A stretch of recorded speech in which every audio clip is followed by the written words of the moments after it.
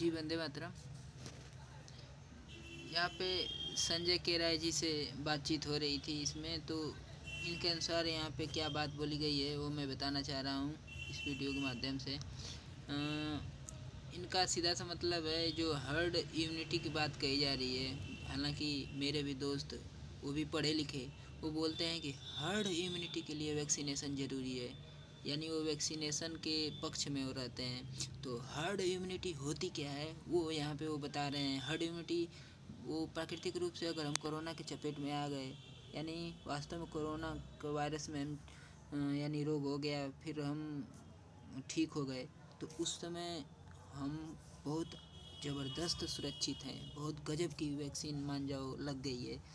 वही herd immunity होती है, जो कि हर्ड इम्यूनिटी यानी ताकत आ गई है, हर्ड ताकत आ गई है। तो ये चीज़ है, सुन सकते हैं आप भी।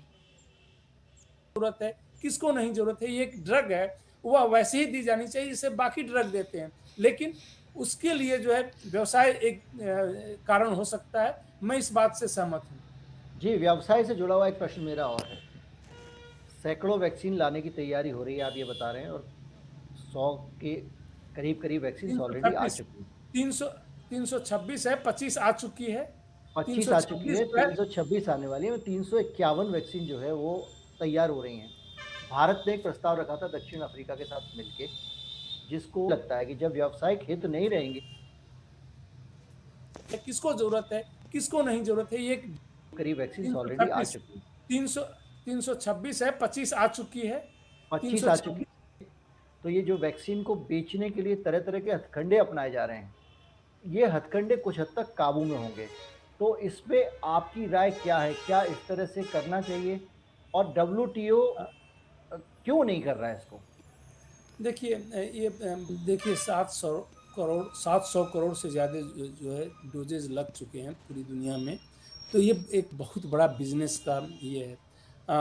जो लोग बिजनेस में इन्वॉल्व हैं वो कभी नहीं चाहेंगे कि उनका जो है बिजनेस जो है कहीं से घाटे में, अगर क्योंकि उनका मेन ऑब्जेक्टिव ही जो है उद्देश्य है कि संभावना हमेशा बनी रहेगी, जितने टाइप के वैक्सीन यूज होंगे उतने टाइप के नए वेरिएंट ये होंगे। तो अगर उनको भी हमें प्रिवेंट, हमें ये पता है कि नेचुरल इन्फेक्शन जिनको हो गया वो बेटर प्रोटेक्टेड है। ज़्यादातर लोगों को नेचुरल इन्फेक्शन हो गया, और उनको इसको देने डब्ल्यूएचओ से, भी मानता है। हाँ, उनको देने से कोई एडिशनल फ़ायदा नहीं। तो देखिए, यहाँ पे बोला जा रहा है नेचुरल इन्फेक्शन यानी प्राकृतिक इन्फेक्शन, यानी संक्रमण, यानी प्राकृतिक संक्रमण, यानी वैसे ही कोरोना वायरस अगर आपको हो गया, ऐसा नहीं कि वैक्सीन लगाया जाए तब वो कोरोना का वायरस शरीर में आए और उससे हमारी इम्यूनिटी बने, इस तरह की कोई बात नहीं है। वो वैसे ही प्राकृतिक रूप से अगर आ जाए उसे। डब्ल्यूएचओ भी मानता है, उसको मानने में आल्दो उसने बहुत देरी की, लेकिन फाइनली उसने मान लिया कि यह नेचुरल इन्फेक्शन जो है प्रोटेक्शन देता है। तो अगर वो बेटर प्रोटेक्ट, उसके लिए बहुत ही अच्छी ड्रग थी, उसको देते थे।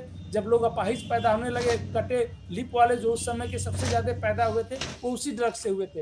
हाथ पैर ये अपाहिज पैदा होना तब आया कि ये तो उस ड्रग से हो रहा है, जबकि उस ड्रग को बहुत ही सेफ और सब कुछ कहा गया। तो लॉन्ग टर्म फार्म करने के लिए हमें कंपरेटर चाहिए। अगर मैं सबको देखिए, यहाँ डब्ल्यूएचओ की बात आ गई, जबकि भारत का बाप बना हुआ है, तो डब्ल्यूएचओ भी अपने बात से हट जाता है, यानी वो गलत बोलता है फिर मानता है, ऐसे करता रहता है। तो अगर गलत वैक्सीनेशन भी हो गया तो इसीलिए तो हम वैक्सीनेशन का समर्थन नहीं कर रहे हैं। वैक्सीन दे दूंगा तो हमें कभी पता नहीं चलेगा। इसलिए भी जरूरी था क्योंकि ये लोग बेटर प्रोटेक्टेड थे। कल हम ड्यूरेशन तक प्रोटेक्शन देता है, नेचुरल इन्फेक्शन बेटर प्रोटेक्शन दे रहा है, उसके बाद ही इन्फेक्शन होने के चांसेस आपके कम है।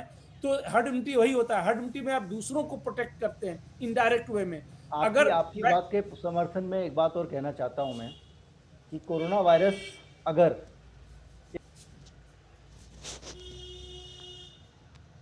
उसको मानने में आल्दो उसने बहुत देरी की, लेकिन फाइनली उसने मान लिया कि यह नेचुरल इन्फेक्शन जो है प्रोटेक्शन देता है।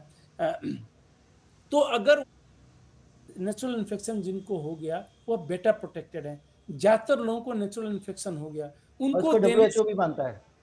हाँ, उनको देने से कोई एडिशनल फ़ायदा नहीं, तो डब्ल्यूएचओ भी मानता है, उसको मानने में ऑल्दो उसने बहुत देरी की, लेकिन फाइनली उसने मान लिया कि यह नेचुरल इन्फेक्शन जो है प्रोटेक्शन देता है। अ, तो अगर वो बेटर प्रोटेक्ट, उसके लिए बहुत ही अच्छी ड्रग थी, उसको देते थे। जब लोग अपाहिज पैदा होने लगे, कटे लिप वाले जो उस समय के सबसे ज़्यादा पैदा हुए थे, वो उसी ड्रग से हुए थे।